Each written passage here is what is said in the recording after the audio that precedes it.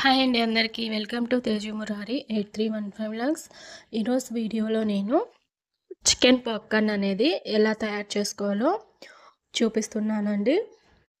దానికోసం ఒక 750 గ్రామ్స్ అనేది బోన్లెస్ చికెన్ అనేది తీసుకున్నాను. దీన్ని చిన్న చిన్న పీసెస్ లాగా ఇలా కట్ చేసుకోవాలి. చికెన్ అనేది ఇలా చిన్న చిన్న పీసెస్గా కట్ చేసుకుంటేనే చికెన్ పాప్కార్న్ అనేది పర్ఫెక్ట్గా వస్తుంది.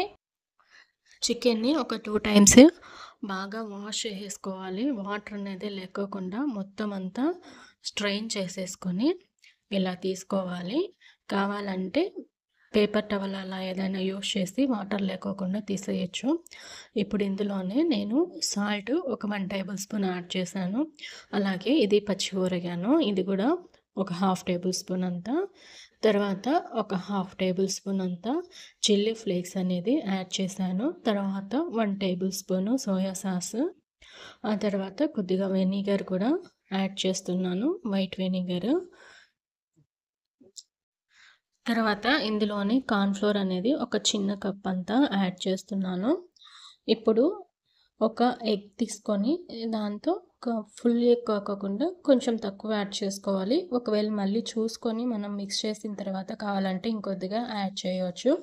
అలాగే పెప్పర్ పౌడర్ అనేది ఒక 1/2 టేబుల్ స్పూన్ అంతా యాడ్ చేశాను. ఇప్పుడు ఇవన్నీ ఈ చికెన్ పీసెస్కి బాగా పట్టేలాగా మనం కలుపుకోవాలి.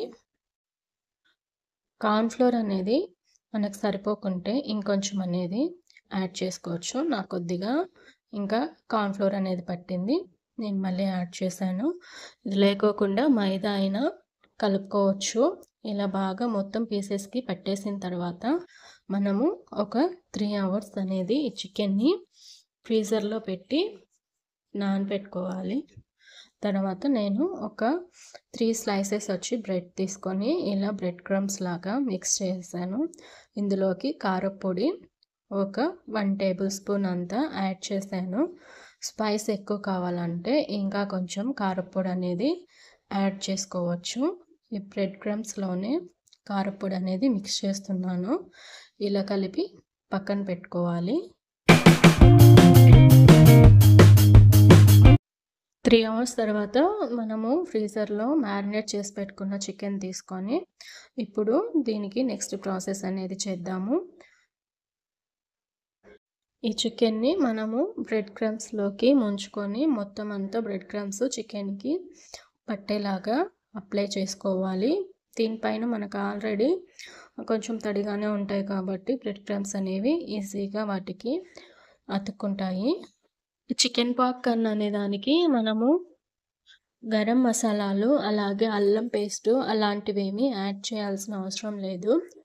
ఈ పెప్పర్ పౌడరు అలాగే ఈ సాసెస్ వీటితోనే సూపర్ టేస్ట్ అనేది వస్తుంది.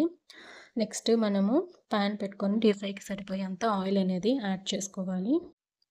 మనము మ్యారినేట్ చేసి బ్రెడ్ క్రమ్స్ అతికించుకున్నటువంటి ఈ చికెన్ పీసెస్ అనేవి మనం ఎయిర్ టైట్ కంటైనర్లో కానీ జిప్లాక్ బ్యాగ్స్లో కానీ స్టోర్ చేసుకొని ఫ్రీజర్లో పెట్టుకుంటే కనుక 10 డేస్ వరకు ఎప్పుడు కావాలంటే అప్పుడు ఫ్రై చేసుకొని తీసుకోవచ్చు.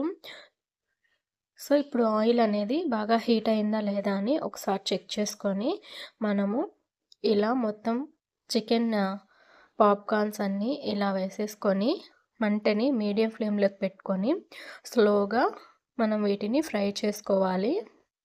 నేను చెప్పినట్లు ఇలా ఇంత క్వాంటిటీలో అన్ని మసాలాలు అవి యాడ్ చేసి ఇలా కానీ చేశారంటే కనుక పక్కాగా మనకు కేఎఫ్ స్టైలు లేదా కేఎఫ్సీలో చేస్తారు కదా, అదే టేస్ట్తో వస్తుంది చికెన్ పాప్కార్న్ అనేది. ఖచ్చితంగా అందరూ ఈ రెసిపీని ట్రై చేసి చూడండి.